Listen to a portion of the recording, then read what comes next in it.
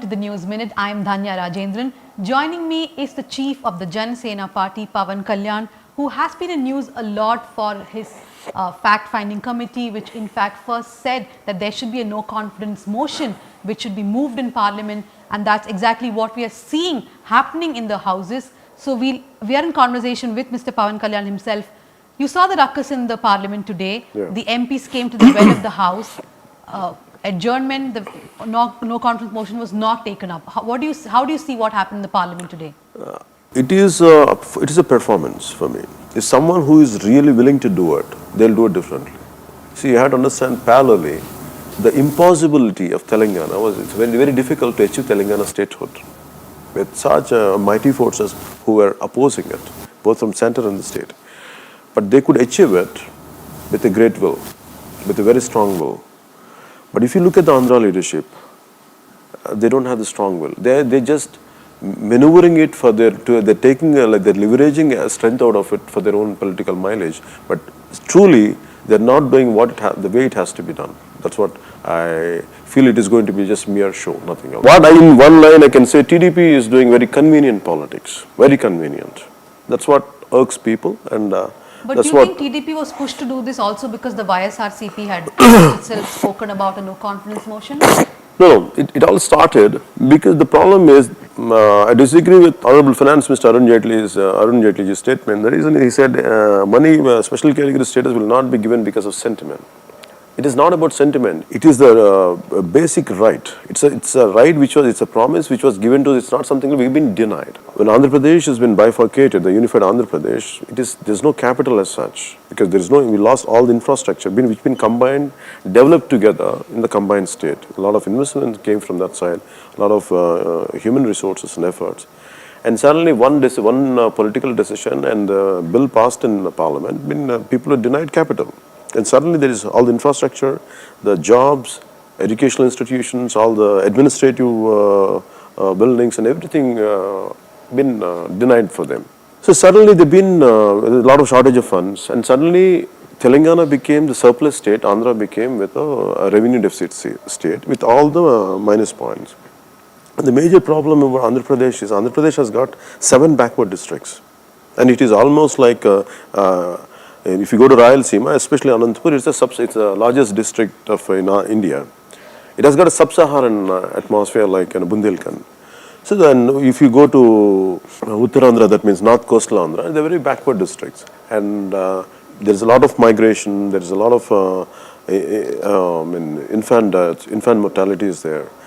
And these are the problems which there is no right employment opportunity. So once we lose it, the people thought the damage happened was the lack of opportunity, everything. I said by special category status will compensate so many things, whatever they had lost. And but the government is saying that if the status is not given, that's fine. The money is still being given. No. Maybe they must have released few thousands of crores, like 4,000 to 5,000 of crores or few thousands of crores. Maybe they had promised a lot. They announced a lot. But it hasn't been reached to the state. Even because BJP conveniently ignored, and TDP, they take a stand which suits them, which is convenient for them that point of time. When people were, if they'll try the level best to influence people, there's no need of special care. When it does not work with people, suddenly they'll say, no. For a long time we've been saying there is no need for, we've been asking for special category, we're not going to compromise on special category status. Because today they've been pushed to do it. What I did was, the reason why I initiated no confidence motion in Jan fact-finding committee was they created a lot of conflicting and contradictory statements. One time they say, okay, we don't want special category status, this is enough. But the financial assistance what central government has done, which they're saying that given all the money, it is like as you know, that is a devolution method, whatever the state normally to be given, like any other regular state, that's what they're doing. Only they have changed the name. This is what told by one of the, some few financial experts from Delhi. We actually did a thorough research on it. Says there's nothing extra which has been given to you. It is only an eyewash, and it is a change of name. That's it, nothing else. And only they must have given they had given very few thousands of crores, which is no way it is going to compensate with the benefits normally which would be associated with special category status, which they hadn't given. And somehow TDP, whatever their understanding in between, they wanted to agree, something happened between BJP and TDP, which is, those facts are unknown to people and not being revealed to people. And somehow they disagreed and they walked out today.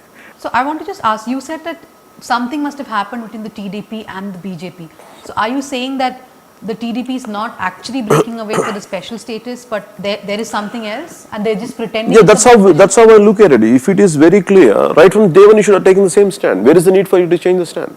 When a novice like me, when compared to our 4-decade-old experienced Chief Minister Shri Chandrababu Naidu ji, I'm just like a few years old, and I'm like, though I've been here, but definitely the kind of experience what he has is different. But my question is, how prudent is for a Chief Minister? You are a politician. You can now ask the Chief Minister to walk out. You can easily say you should have walked out 2 years before.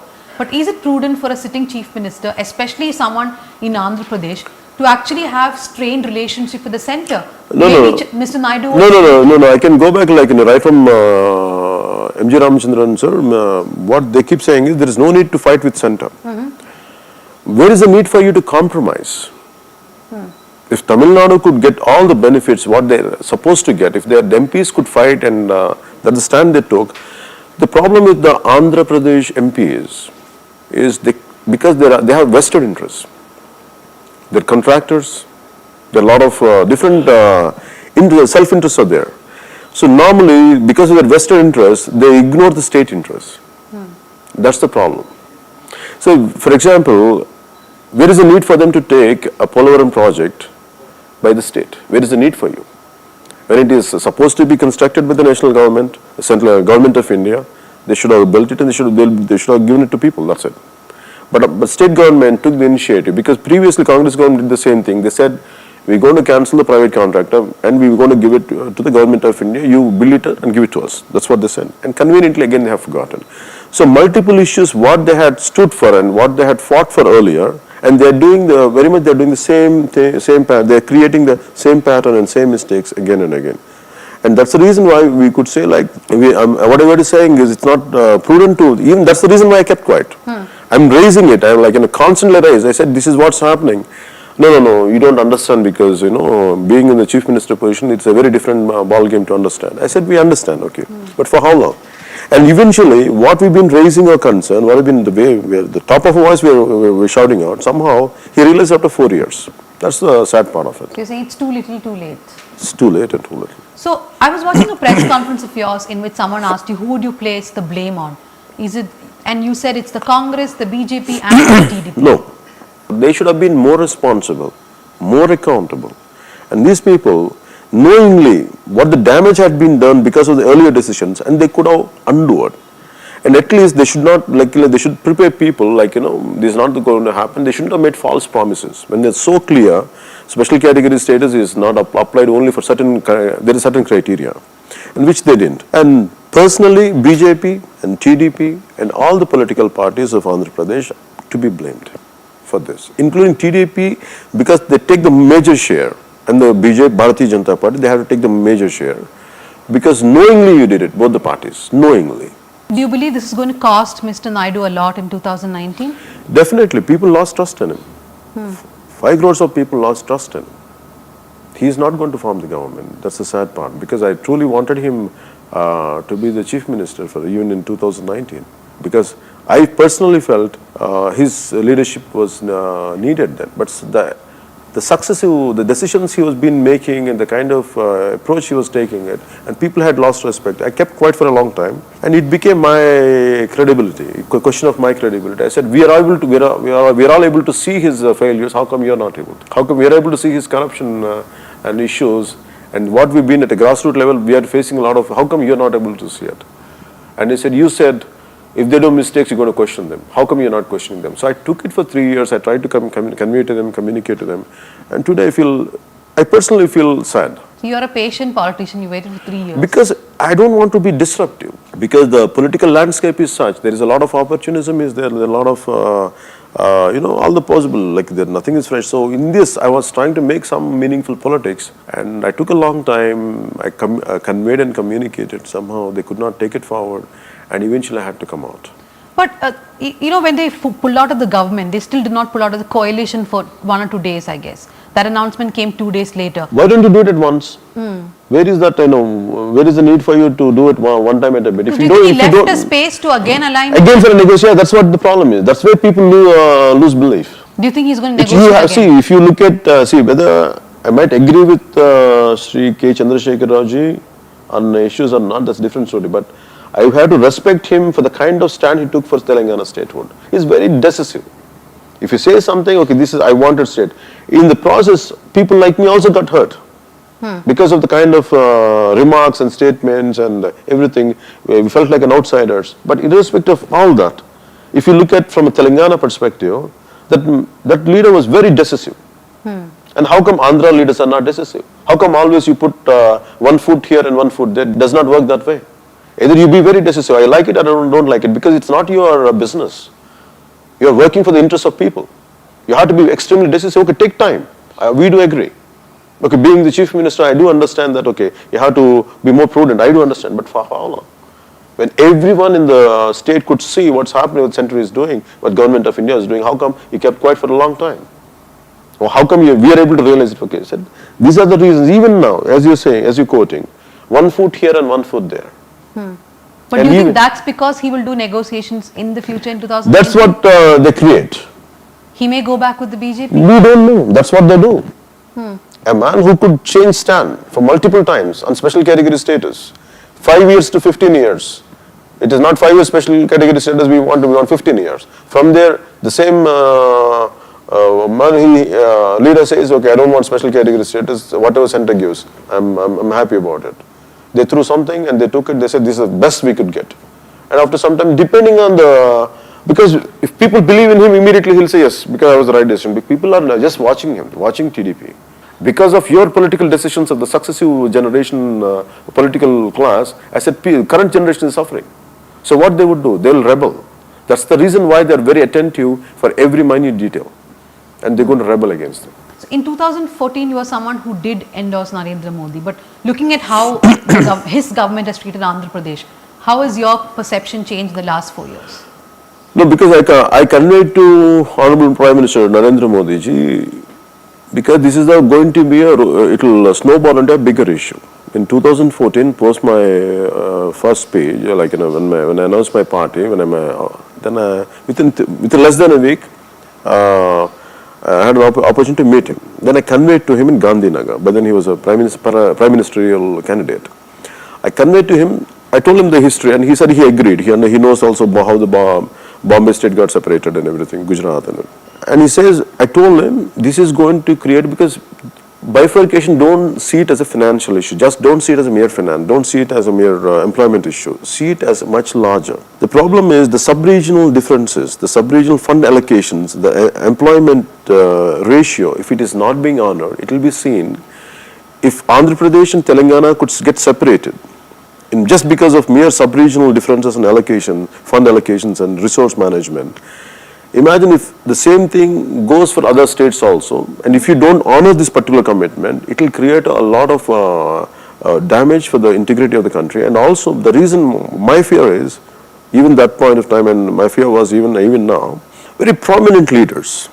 Even for example, Mr. Chandrababu Naidu also said, are we not a part of the country? Why we're ignored? Why are we being ignored? And this is what exactly. By we, you mean? Why AP is being ignored? Isn't it AP is not a part of integral India? This is what exactly I told Narendra Modi ji in 2014. This is where I keep hearing from the very top level politicians and bureaucrats and judiciary from the southern part of India. Somehow they've been ignored. Somehow the northern, especially when I say that north and south, it is not the clash between people. people are always comfortable with each other. There is no problem there because a lot of Bihari group from the state of Bihar and a lot of people come work in Tamil Nadu, vice versa, they keep going. Issue is not about the between the people, issue is about the willful negligence. Entire special category status issue post bifurcation, all the Andhra MPs, more or less everyone who were a integral process of that, they said only one word. They said this North Indian political leadership does not allow South to grow. They don't let our voice be reached and they don't let our demands.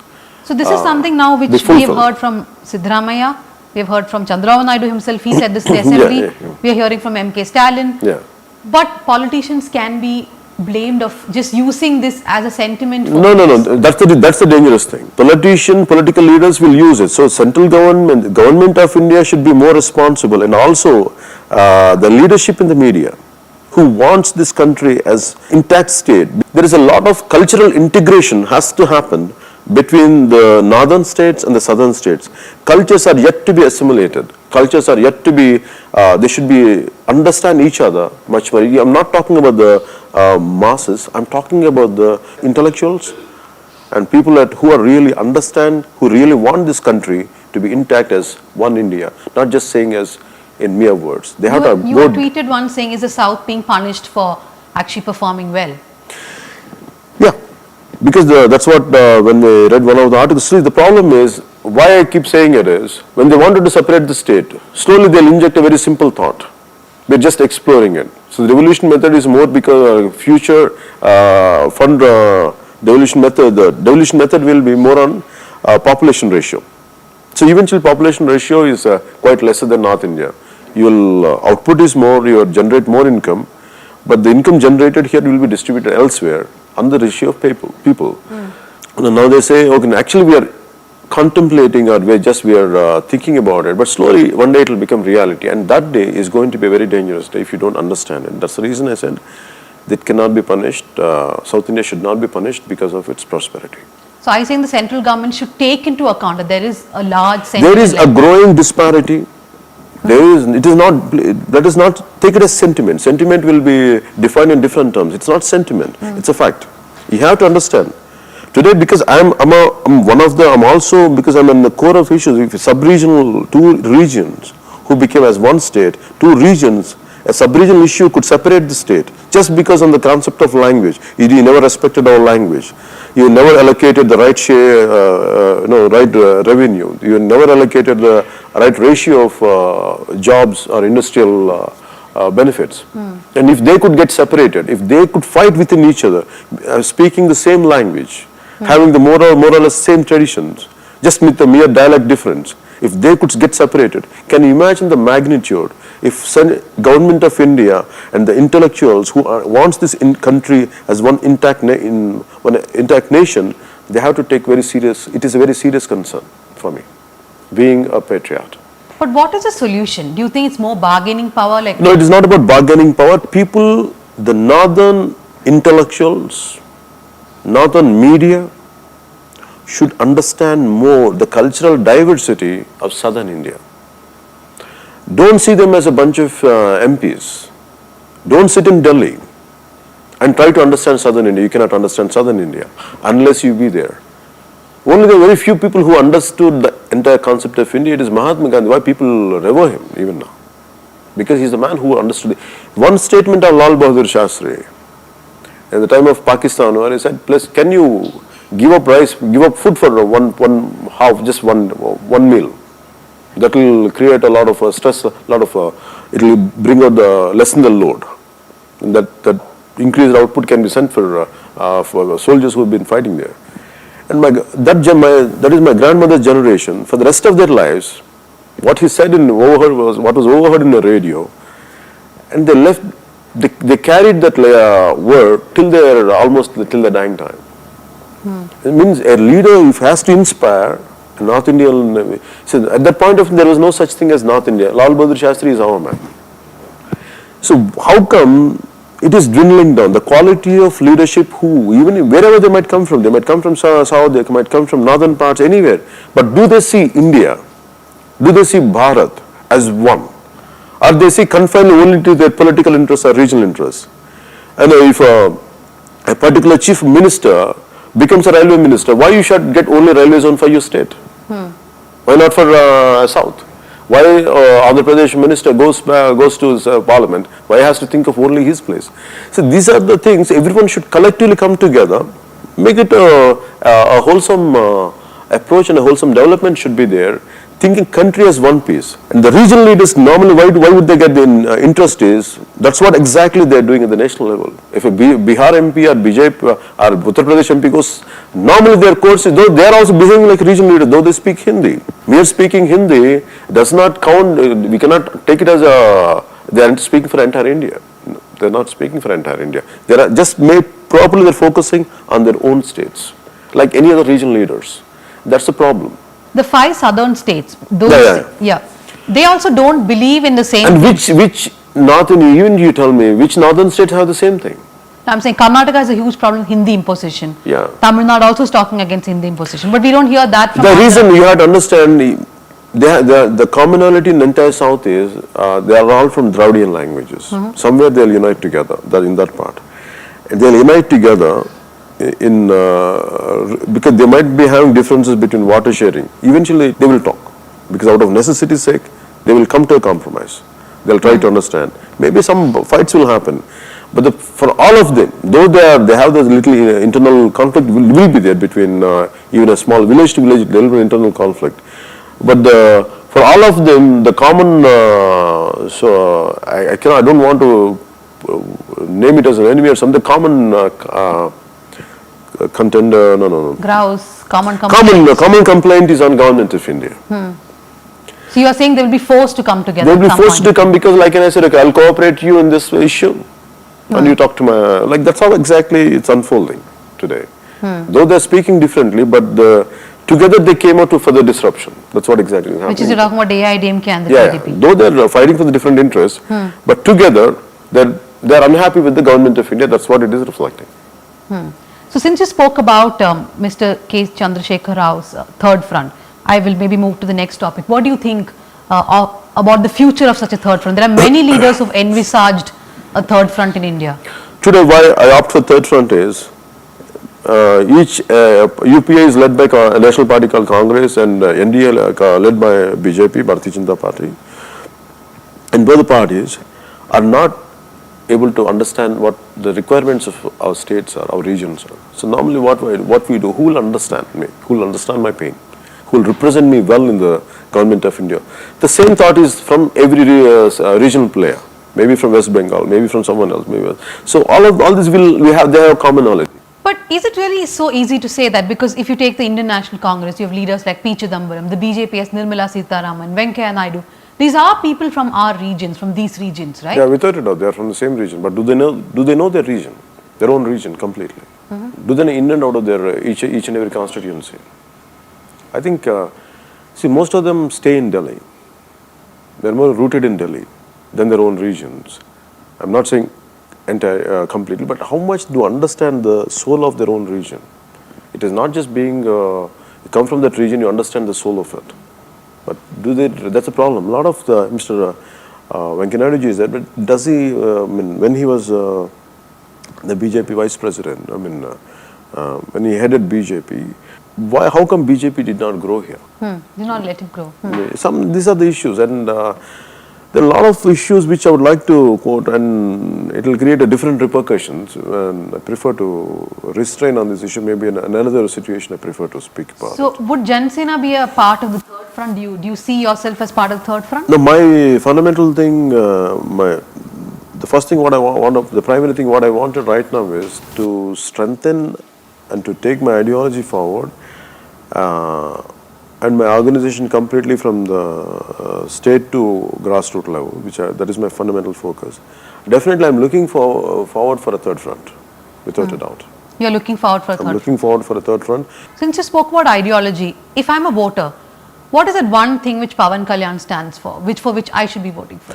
I feel an accountable governance and a believable manifesto. When I went to different areas, even today, recently, 2 days back, we are talking about the world-class capital. Just 20 kilometers away from that, even if that's a part of the capital, around scores of people died because of diarrhea. In Guntur. In Guntur. So even after close to 7 decades, still we are not able to provide clean water. And still at this stage, people are still dying of cholera. It is mismanagement and of government. And there is no right administration there. If they don't have a foresight, understanding the population, how it is going to grow, and there is no planning properly. They have vision for economic prosperity for their own well-being or for certain groups, but they don't have a vision for the basic communities for the next 30 years, next 40 years, what is needed for the people. So in 2014, you started out as someone who admired Narendra Modi. In 2015, I remember a tweet which you said, I admire the Congress. So you have given mixed signals. I never admired Congress. Okay, so anyways, a lot of people believe you gave mixed signals. No. In 2019, would you No, stand alone? I don't give mixed signals. There's no note. Because I said, I'm very clear in what I framed. I said, when I rallied behind TDP and BJP, in the given circumstances, these are the players we have. I believe... But they're still there. Are you going to still support them? No. Not at all. 2019, you will not 2019, it is the people's man which I'll go alone. That's what I'm doing. So, your state has seen one successful film actor becoming a politician, but you also seen the example of your brother, who has not succeeded as much as he would have envisaged. What have you learned from the example of your brother and his political Because you have to understand that I prepared myself for politics, then I entered into films. I'm not an actor by, for me acting just happened, but I wanted to serve the nation. I wanted to serve my society right from my childhood. Then acting happened to me. I prepared myself for politics, but more than films. So I have a great difference between the two people you have quoted, two eminent personalities you have quoted. But what have you learned from that launch of that party and how the Praja Raj? Because I feel two kind of people will stay in politics. One is power at any cost, do everything possible. The second one would be ideally very committed to society. That's it, no matter what happens. These are the two kind of people who will last in politics. Because I'm madly committed to serve the society and to fight for the basic disparities which are prevailing in our society. It is not something I'm going to be successful or not, but what I believe in is in that fighting spirit. So you are prepared for a 2019 mandate in both the states? Yeah. In fact, I prepared for 2014 because of my earlier experiences of 2009 elections. I said I don't want to split the vote, though I might gain experience. By now I would have got a common symbol, but on purpose I withheld my decision not to contest for the well-being of the state. So a man who has an experience of 2009 elections, who in 290, almost close to 280 assemblies we contested. So my experience is not for 2014, you have to take 2009 into consideration. So one criticism which can apply to your party and to many others, I think, in several states is that it's a one-man party or a one-woman party.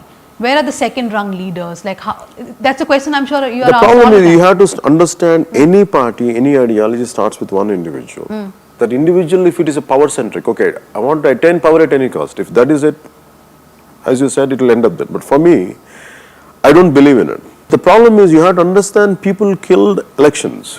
Because second-rung leaders, there is a problem. There are people. The problem is, I don't know about rest of the states, especially I think there are no student elections. Because if you have to understand Mr. Arun Jaitley or anyone else, even Mr. Chandrababu Naidu, all of them are student leaders. How do you inculcate second-rung leadership? Today, why I'm struggling? Have campus politics. That is campus politics. The campus politics today, what happens is a mini version of this, even today, there is no election there.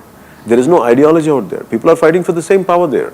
So that's how the student culture has been damaged, student electoral politics has been damaged. So are you a votary for more student electoral politics? Definitely it should be there, but it should be provided in a very, you have to first establish certain norms in the current political system, then that should seep into the colleges. What do you have to say to Mr. Chandrababu Naidu? He lost trust of Andhra Pradesh public, and whatever they're doing, it is not believable to people of Andhra Pradesh. And it is very evident and it's very clear. Thank you very much for speaking to us, Mr. Pawan Kalyan. And I hope the central government and the TDP too is listening to you. Thank you very much. Thank you very much.